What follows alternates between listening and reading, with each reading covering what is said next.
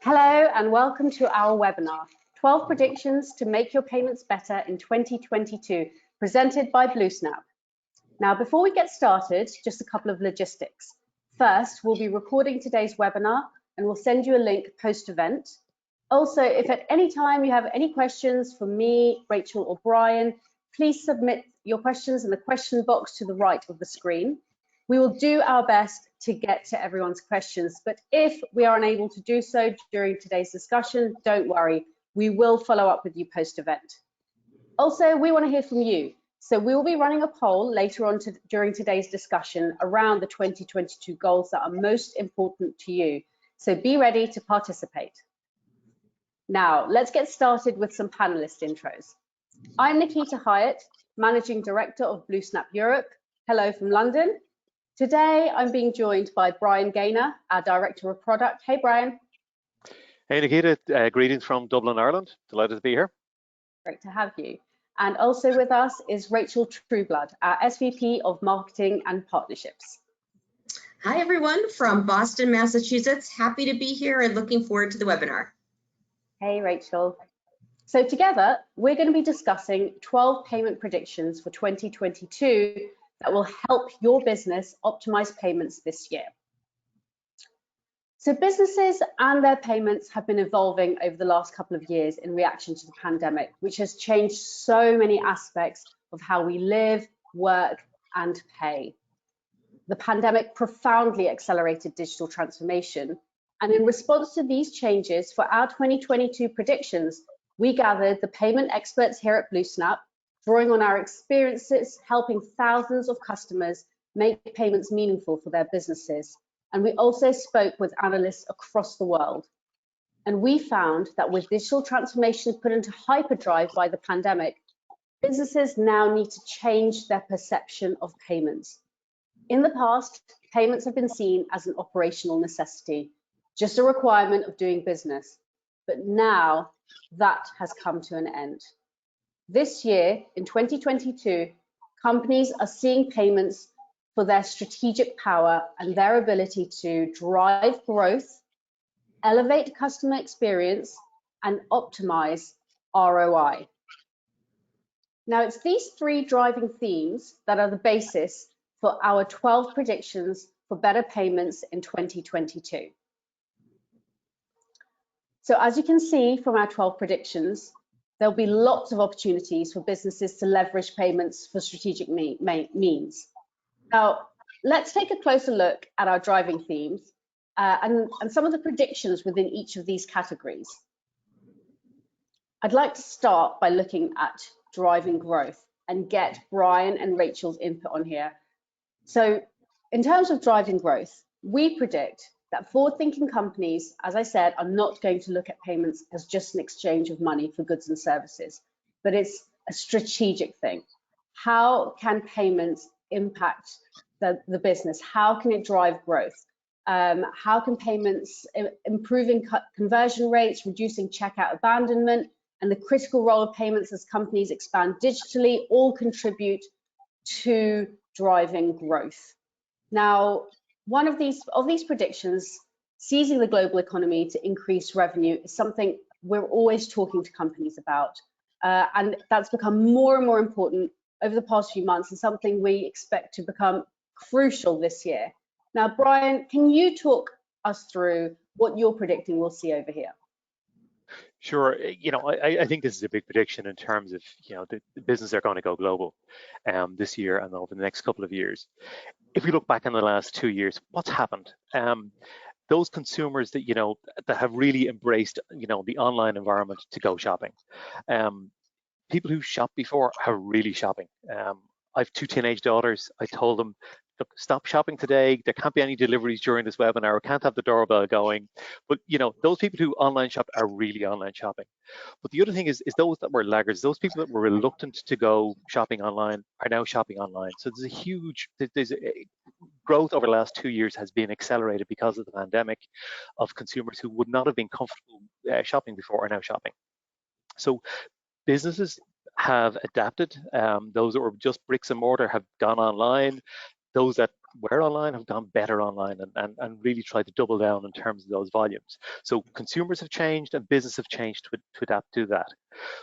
So what does it mean for businesses? What do you need to do? Because it's the opportunity that's now ahead. If you've been operating in a single country, in a single region, in a single state, the next opportunity is that drive to go global. Okay, so what do you need to do with it?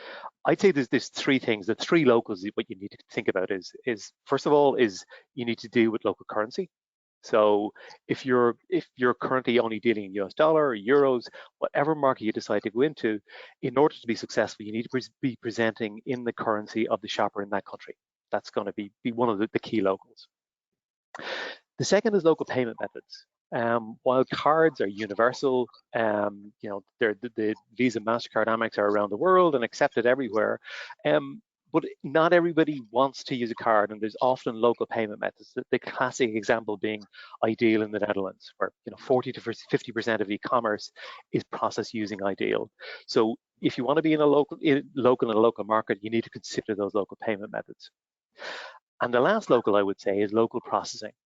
So what we mean by that is that if you're in a market, is to have somebody who's able to take your payment and present it within that country or that market to actually process the payment.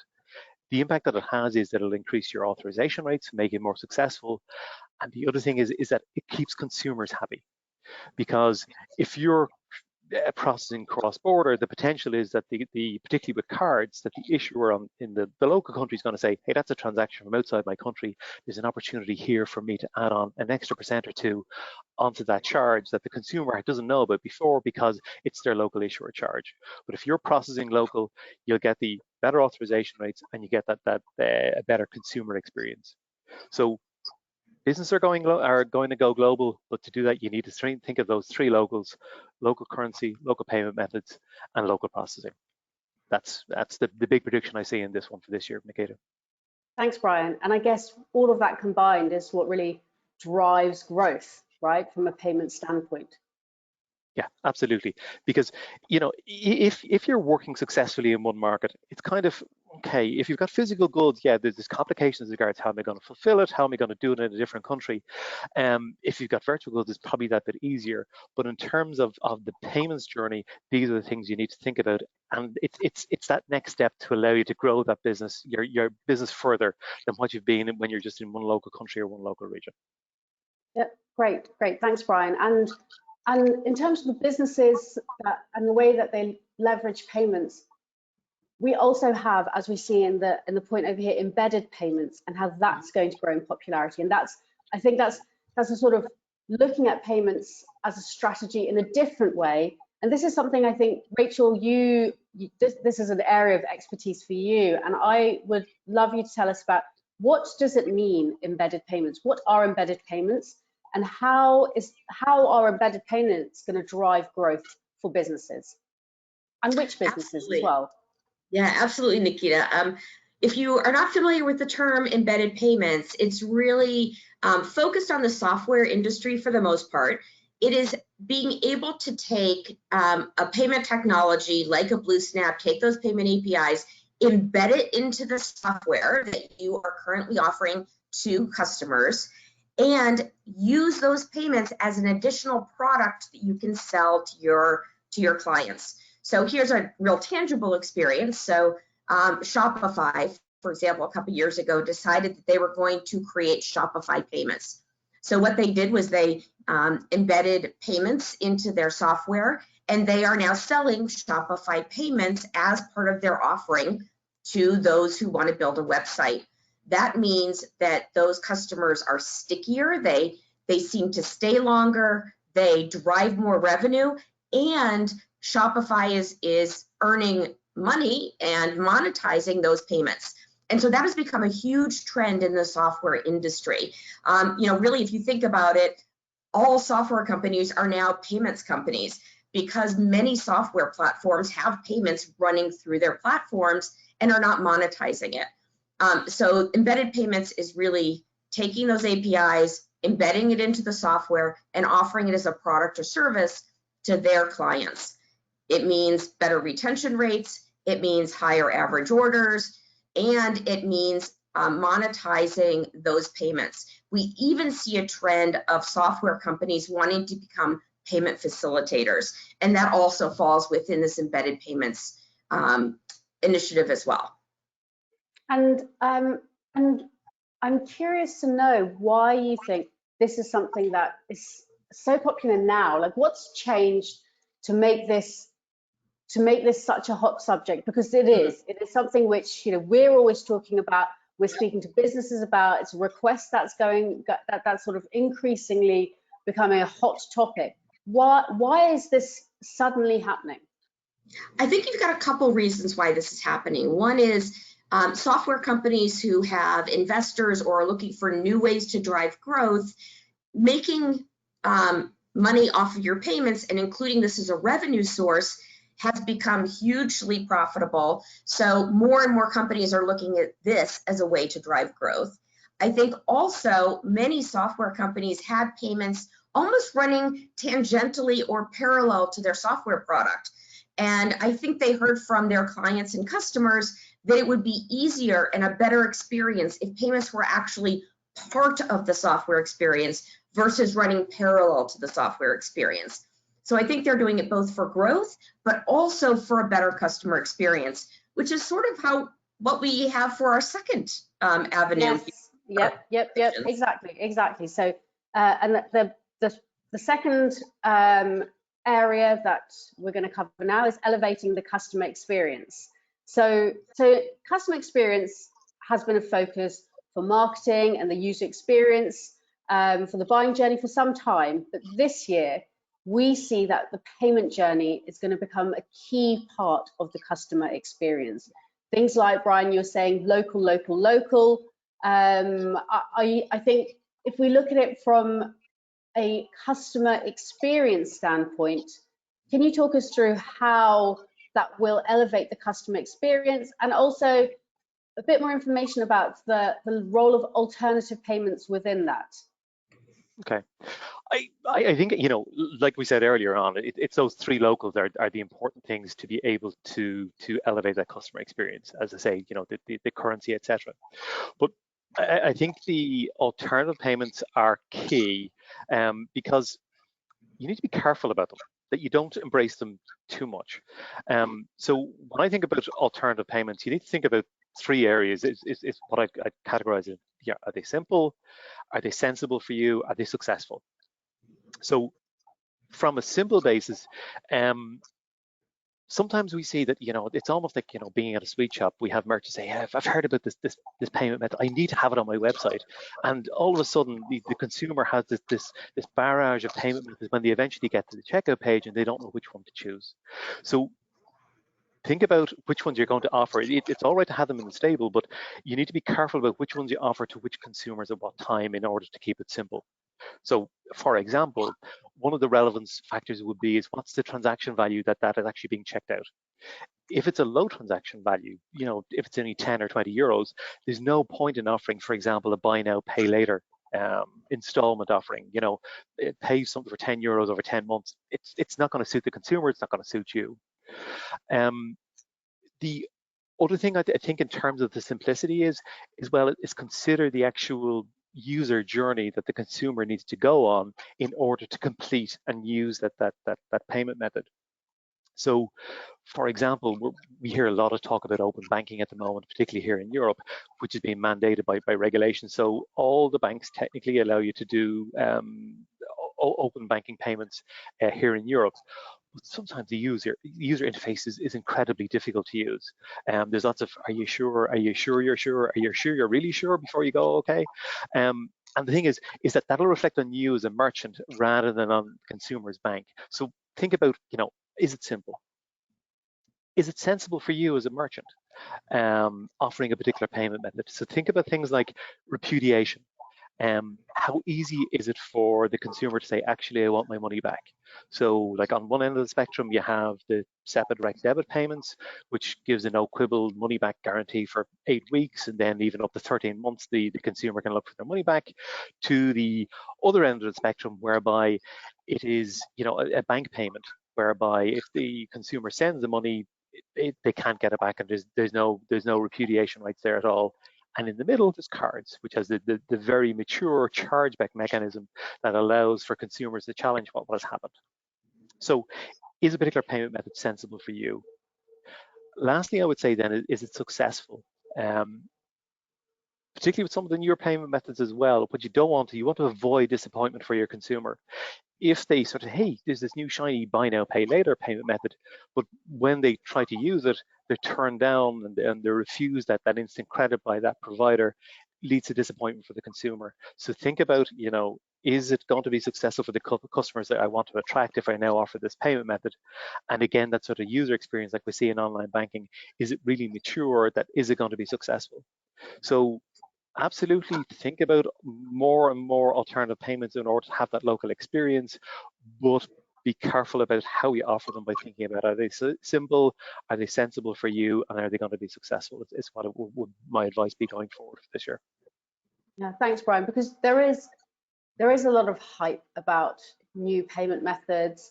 There are payment methods that have massive marketing budgets. We see them, but that doesn't mean it's right for the business. So I think this is really useful insight into being selective about what you choose and what you use and what you offer your customers, because it has an impact on the customer experience. Yeah, it's definitely not one size fits all. There needs to be, a conscious look of have all the payment methods in your stable, but only offer the ones that are appropriate for that particular transaction with that consumer at that time. Thanks, Brian. And now the customer experience and the payment journey comes in many forms. As a consumer, it's a more straightforward checkout flow. And as a business, it can be a lot more than that. But in both cases, customer experience is key.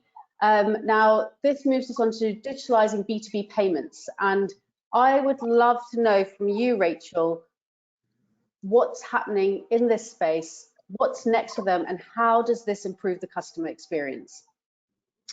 Yes, so this is a great one. So many times we find that B2B payments lag behind consumer payments in their innovation, in their ease of use, in their customer experience.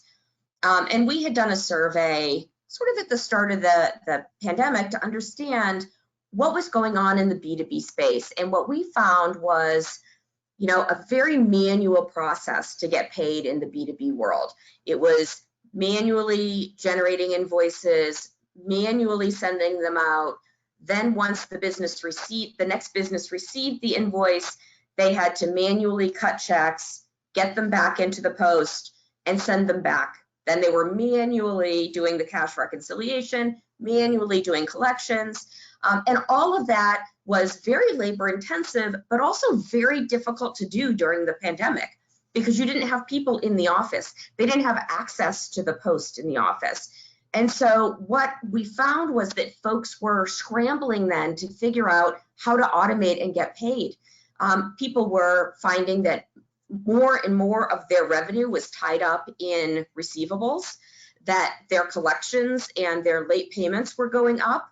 And so they were really trying to figure out, how do you automate this to get paid faster, to also improve the customer experience, because they were finding their customers were very frustrated by the process. And so, year and a half into this, what we have found is that people have started digitalizing the B2B experience. So they've automated their invoicing and being able to send that out with a payment link, automating how they take payments and expanding their payment methods. So maybe they only took, physical checks or ACH in the past, and now they've expanded that to give their customers more choice in how they pay. But what we have found is that entire AR process is still quite manual. People have taken parts of the process and automated it, but not the full picture. And so we found that about over 50% of businesses that we talk to are interested in automating more of the process, sort of from nose to tail, do the entire process and really automate it. We have one client that we were working with who saw an 80% reduction in their days sales outstanding by automating the whole process. And that was really dramatic and really drove both their customer satisfaction, but also their employee satisfaction. You don't often think about how payments impact your employees, but they certainly do. So we think that for this coming year, businesses are going to look across their entire AR process and automate more and more of it so that they really have a customer-focused, employee-focused, business-focused processes. The other thing we found was that businesses were a little bit sort of skeptical about how to do it. So they didn't know what software was available. They didn't know whether they needed technical expertise to be able to automate their AR process. And they were also finding that there was a resistance to change. And I think all of those are going to be addressed in 2022. Just to throw a little plug in here for BlueSnap, when we think about our AR automation solution, there's no coding. We've done all of the integrations for you, so we can start to strip away those myths of they need to be super technically savvy, they need to do integrations, they need to dedicate a lot of time and effort to do this. And it's really more plug and play than you would imagine. Yeah, absolutely. And that's a sort of consistent, I think that's consistent feedback and something that in the past year, people have been surprised by how easy it is to implement AR automation. And I think it really boils down to what you're saying, the education piece. People just didn't know what was available to them. And so ultimately, by digitalizing B2B payments, you're improving the customer journey, means happy customers, which in turn means getting paid quicker, repeat customer loyalty. And I think this ties in quite nicely to the third pillar, which is optimizing payments for the best ROI. So getting the best return on investment, which ultimately is what I think this all boils down to. Now, in 2022, as businesses continue to adopt many of the payment trends created by the pandemic, they're not going to just look at payments as a way to get paid, but also as a way to impact the bottom line by helping to increase sales and reduce costs. And one of the big parts of this is looking at authorization rates, because we see this as being key. Now, Brian, tell us about authorization rates. What trends have you uncovered and the impact that they have on ROI? So I think the big thing on authorization rates from surveys that we've performed is that 40% of merchants don't know what their authorization rate is. So what's the authorization rate? The authorization rate is when you present a payment to be processed, whether it's successful or not. It's what percentage of those get through. So first of all, hats off to the 60% of you that do know what your authorization rates are, but don't rest on your laurels. And I'll talk more about that in a minute. Think about the expense that you have in terms of getting a consumer all the way to purchasing a product with you. You need to invest money in marketing in order that your brand is out there, that the consumer will find you out there on the web. Hopefully that they'll find your website and look at it and start to look around and search through your store and find the thing that they want. They'll put it in a basket, hopefully put something else in the basket, go to the checkout page, and then put in their payment details. Job's a good one. They've done all that work. You've done all that work to get them there, but make sure they don't fall at that last hurdle by knowing what the authorization rate is and why customers fail at that point. So it's really, really important that you invest time and money in looking at your authorization rate. And in some ways, it's not rocket science. It's down to slicing and dicing. Get the data from your provider, download it, and look at the trends. Look at it across different countries, look at it across different values of payments, look at it off different card types, different times of day, days of the week, different decline codes, and look why some transactions are successful and why they're declining, and match all that up and see if there's any trends that are there. It's really, really important that you need to do that. Now, the 60% that are out there saying that, I know my authorization rate is grand. I looked at it last month. I don't need to look at it anymore. No, my prediction for this year, for 2022, is authorization rates are going to change. A lot of that is being driven here in Europe, particularly, I would say, by strong customer authentication. So this is something that I've been going on about for years, but it's the new regulations that requires us to do an authentication on a customer in the purchase process. So the authentication is checking that the consumer is who they say they are, normally by sending them a text or some other validation on a mobile device, and then they go through to authorization. Strong customer authentication is being ramped up across Europe. A lot of countries did it late last year, but particularly the UK market is only starting to do it this week, where more and more issuers are being mandated that they need to now authenticate those consumers and getting to 100% authentication rate by April. So we're going to see that particularly UK-based cardholders and others in Europe are going through this authentication process, and it's going to impact your authorization rates. So that's why you need to be looking at it. Now, for those merchants say, but I don't deal with European consumers, so I don't need to look at it either. I'd say to you is the fraudsters in Europe that are currently having a field day and getting around authentication because it's not mandated are going to move to other territories and are going to move to your country. So if you're not looking at your authorization rate in your territory and looking at by country, there's a danger that you'll be letting fraud in, which is the other side of authorization. So authorization rate is really, really key for 2022. I know it's something we talk an awful lot about in BlueSnap because of our intelligent routing, the ability to go when a card is declined, and we'll find another route in order to get that card authorized. But really, it is really key this year, and that's why it's one of our key predictions for the year ahead. Thanks, Brian. And I know you've already touched on this, but I would like to know a bit more information about when someone approaches their payment provider to get details about authorization rates. I mean, I can ask you this because we often come to you and ask you questions about auth rates and our customers, what's going on here. What should a person expect their payment provider to offer them by way of support when they are looking at authorization rates? I think the key one is data. That the information is there. We have a lot of canned reports that are available through our portal that you can look at what your decline rates are and what your success rate is, and it allows you to drill down into that. You can go to the next level and get the raw data out and process it yourself and look at different parameters. But I think it really is key is that you have somebody who's willing to give you the data, makes it easily accessible to you, but also is open to sort of say, hey, look, I have an unusual trend here. Is that normal? How does it compare with others in my industry? Is that what you normally see in that particular country? And that's what you should be looking for in your processor. That sort of open door, that those people that are there and willing to support you in terms of your authorization journey.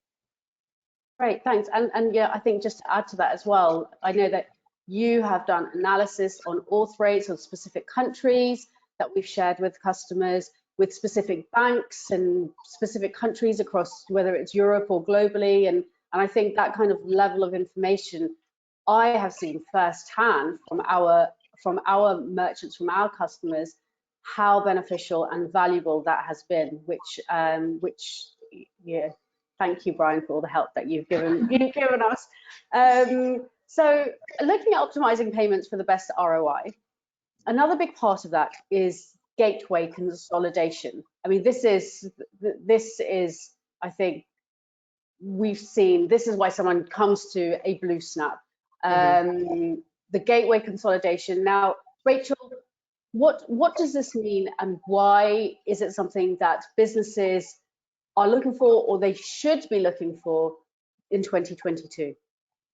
Yes, good question. So this is something that sometimes I like to think of as sort of a silent ROI killer, because you don't see it as a real expense.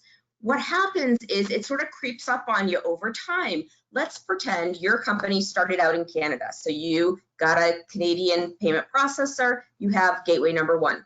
Then you went to the US and you're like, I'm going to do local acquiring in the US, you get payment gateway number 2. Then you go to the UK, you have payment gateway number 3. You go to Europe, you have payment gateway number 4. All of a sudden you've got 4, 5, 6 payment gateways because your business has expanded over time. And all of those gateways need to be maintained. They need to be compliant. Let's say you want to add Apple Pay to your payment options for your customers. You're now adding it to 3, 4, 5 different gateways. it's a lot of development effort, and it's a lot of resources from your IT and engineering team that you could be spending on innovating and developing new technology for your business, not maintaining old gateways. We recently found that 25% of engineering time for businesses is spent on maintaining old technology, so technical debt. And all of these gateways become technical debt. So what we're seeing is businesses start to take a real look at what old systems are they supporting, particularly in payments, and deciding to consolidate globally. They're looking at opportunities where they can manage one, maybe two gateways versus 3, 4, 5, 6, 7. And if you have a global payment provider, you are looking at one integration, you're looking at one development effort. Hopefully you're getting all of the payment types and currencies that you need from that one provider. And that's really how we've built our technology, knowing that businesses were going global. How do we help businesses go global in the easiest way possible with the least amount of technical debt? So this gateway consolidation is happening time and time again. And we're really excited about this because it means that folks are focusing on how to become more efficient and increase their ROI in ways that are not just the dollars and cents, but really the heart of the business and the innovation within the business. I love it, Rachel. And I think we were talking about this last week, that this is the difference between old tech and new tech. And there are people who, with their payment provider, they might be using the same person in the US and in Europe, but they have two different integrations, two different gateways. So even if it's the same provider, it's two separate integrations, which that's old tech, right? One is a steering wheel on the left-hand side, the other is a steering wheel on the right. Yeah, exactly. So I think we see this. I think we've previously done a webinar with one of our customers where they were specifically talking about how they've reduced the number of partners that they have globally to one BlueSnap. So I think this is a topic that I feel very passionate about, and I could talk about all day long, so I won't. Now I think this is so great and such a good look into what's in store for payments in 2022. And I think now that we've heard all of these predictions, I think we'd all love to hear what you guys, our attendees, are most excited about when it comes to payments this year.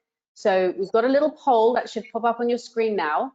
And we'd like to know, of the 3 areas that we covered, what is the key area of focus for your business this year? We've got driving growth, elevating the customer experience, and optimizing ROI. And while people are voting, feel free to add any questions into the question box on the right-hand side of the screen. And we'll just give it a little bit longer. And while we wait for this, Brian and Rachel, what are you most excited about in 2022? For me, I'm excited about cross-border payments. I'm going to be a real nerd on this one. There's going to be an explosion in cross-border payments because people are going to be able to cross their borders for the first time in 2 years to go on holidays. So I think that's my prediction for this year. Yes, that's a big one. I'm looking forward to some cross-border payments. Yes, I think that gets people sort of on the move and experiencing cross-border payments for themselves. I think as I look at what is sort of new and interesting and evolving quickly is embedded payments. I think software companies are really thinking about the products and services they offer a little bit differently, and how payment plays a role in their customer journey and in the profitability and growth of their company. And especially as you think globally, to sort of tie those together, is software companies are very inherently global. You can use software in many different countries. So you sort of have to think with your global hat on, with your technical debt gateway consolidation hat on, with your embedded payments hat on, it's really sort of this myriad of different initiatives. Yeah. I think for me, embedded payments and I mean, those are the two for me. Right, we've got the results of the poll, and we can see here. So what you guys are pretty even between driving growth and optimizing ROI. Optimizing ROI, get a little bit more, 43%. So I think, what are your thoughts on that, Brian and Rachel? I actually thought driving growth would have been a clear winner. I'm actually surprised with that now. that the return on investment was so strong, was the strongest. Interesting to think that people are looking to optimize and get the value for money, what money's already been spent. Yeah, interesting. Great, thank you, and thanks everyone at home who contributed to that poll. And I can see that we have had a few questions come in, and I think we do have time for a couple of questions.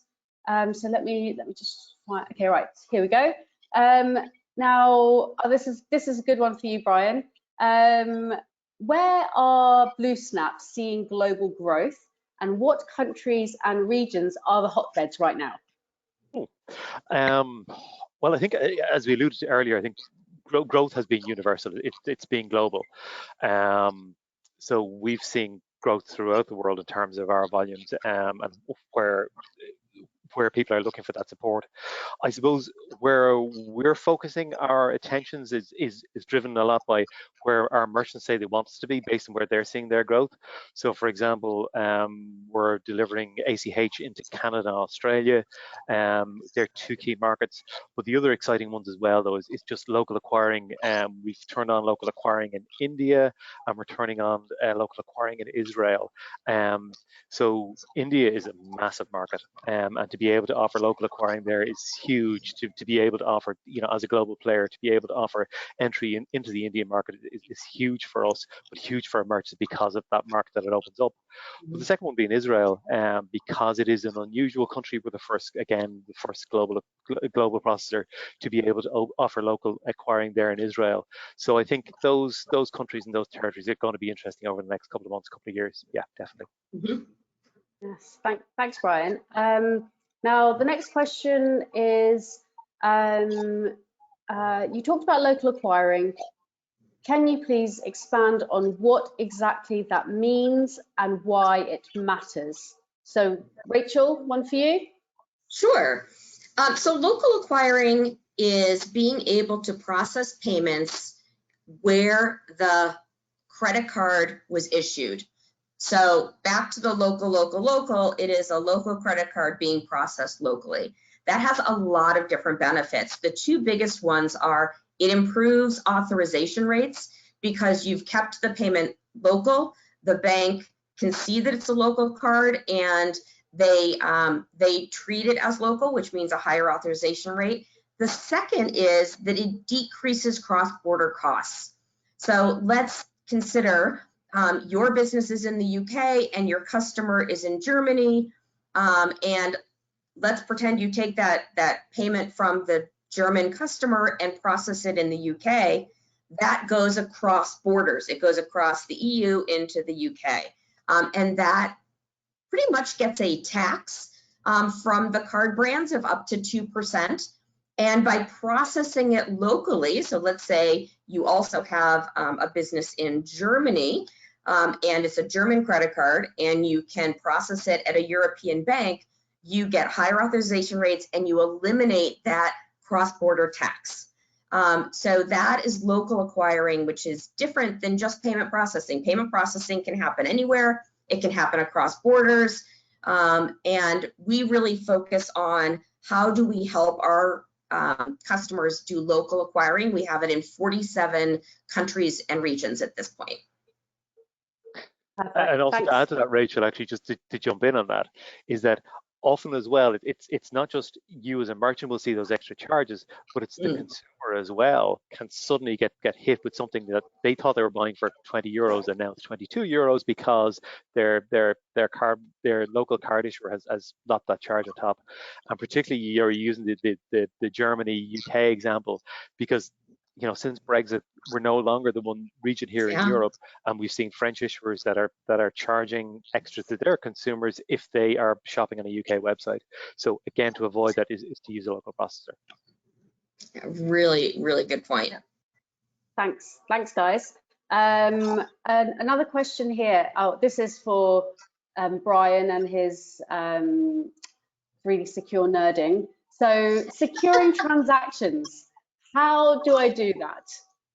So I think that was on our third pillar about ROI. So securing transactions, how do Blue Snap suggest that I do that? In Europe, 3D Secure is the thing that you need to be doing now. So that's the authentication of the customer. So they're validating who they are, who they say they are. So in terms of securing, 3D Secure is really, really important in Europe. And that's going to go global. We're seeing more and more merchants in different territories utilizing 3DS because, when 3DS came out originally, people were afraid of because it was extra friction there that consumers didn't want in the checkout process. But merchants are seeing the advantage of, okay, yeah, there may be a little bit more friction because the consumer has to validate the transaction, but I get, I get a liability shift in terms of chargebacks, and there's much less fraud as a result. So, but it's, if you don't have to do it outside of Europe, it's there as an option. Obviously, the other thing as regards securing a transaction is to use fraud tools. So we use Count as our fraud tool that's available to our merchants. And I liken it to, remember the old days, I used to work in a shop, and there used to be, in the staff room, there used to be mugshots of the local shoplifters were in the staff canteen. So you know what I mean? You go out and say, hey, look, that's one of the guys, and you'd be on them. Count are doing that universally based on their fraud recognition algorithms, that they're acting as a guard, that they have those mugshots for all those fraudsters around the world. So that if a transaction comes into you and you check out account, they'll say, oh, this one might be one of those mugshots. So that's, in terms of securing transactions, 3D Secure, and perhaps look at it at a fraud tool like Count in order to secure those transactions, what I'd say. I think also adding to the 3D Secure thing, the 3D Secure flow is so much better than it used to be. Like, there's no longer this redirect to whatever is going on, and then you sit there and wait, and that would basically kill anything. The conversion rates and the abandonment rates would be ginormous. Like that, the flow isn't like that anymore, which I think also is obviously required because it's compulsory, but means that those friction points are a lot less. Do you guys see this coming into effect in the US? Rachel, when you are shopping online, does it come up much? Because I know that kind of traditionally 3DS and the US, it's a hard no. Like the Americans do not like 3D Secure. Do you guys see that changing? I think eventually it will change, but right now there's very, very few providers who are using 3DS in the US. We do see some in Canada though. So it is sort of making its way over. It just hasn't come south yet. But yeah, we're, like everything, we were a little bit of a laggard for chip and pin. And I think we're the same way on 3D Secure. We'll let you guys work it out. And we'll get it. And then to Brian's point, when those thieves and hackers start moving over here, I think we'll do 3D Secure as well. Yeah, but I think having those fraud rules in place are also really important, because that's when you can blacklist someone before it gets to the authentication requirement stage. It's you can blacklist, whitelist, you can put the velocity checks, all of those things in place that will really sort of help stop that. And I think that also ties in with working with the right payment partner who can guide you through that, advise you through that, who have the in-house resource to help, which I know is something that we work on a lot with our customers. Okay, I think we have time for one last question. And actually, this one, I'm going to give it to you, Rachel, because I love how you answer this when I've heard people ask this question to you. So what is the difference between authorization rates and conversion rates? So the way I think about it is conversion rate happens on the customer side. So there's checkout conversion. How many customers can you get from just browsing your website to putting things in their cart to going through the checkout process, entering their payment details, and clicking checkout? That is the conversion. So how many people can you get through that process? The authorization rate is once they've hit the checkout button and the pay button, what happens on the back end to get it to the banks, the card networks, and get approved as a transaction so that the customer can get their goods and services and you as a merchant can get paid. So one is before the payment button gets hit and one is after the payment button gets hit. Perfect, thanks. And I guess with the conversion rates, with the authorization rates, again, this is something that the right payment partner can advise you on, guide you through, add their expertise to kind of, you know, give you some insight into what is going on and what should be going on. Yeah, I mean, for many websites, e-commerce websites, the conversion rate to get somebody to check out is from getting them to your website to getting them to place a payment or to go through a full transaction is 2%. So 98% don't make it through the entire process. They're just browsing around. So if you get somebody who has done their browsing, filled up their cart, and then gone to the payment screen and they don't see the currency they expected, they don't see the payment methods they expected, the checkout process is cumbersome, you don't have something like a one-click checkout, if you lose them there, that is very, very disheartening because you've spent all this time and energy getting them to fill up the cart and they desperately want to purchase from you.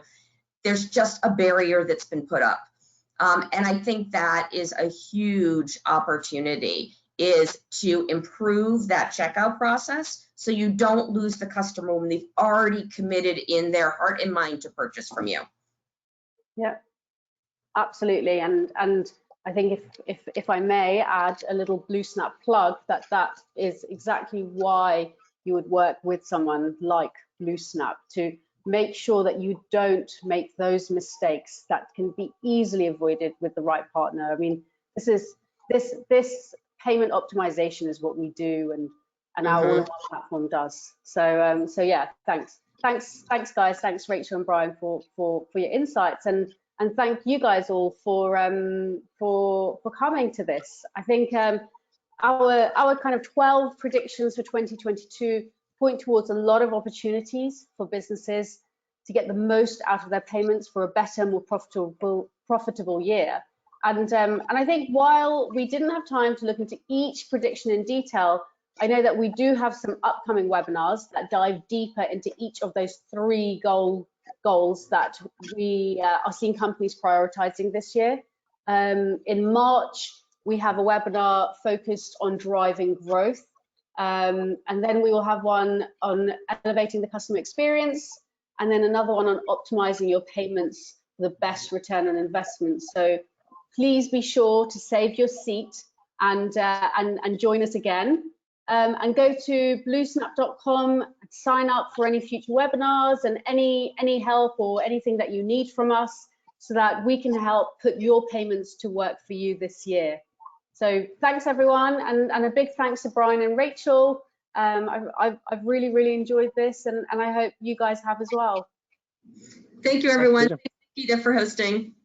Great chat. Thanks, Miriam. Bye. Thanks. Bye-bye.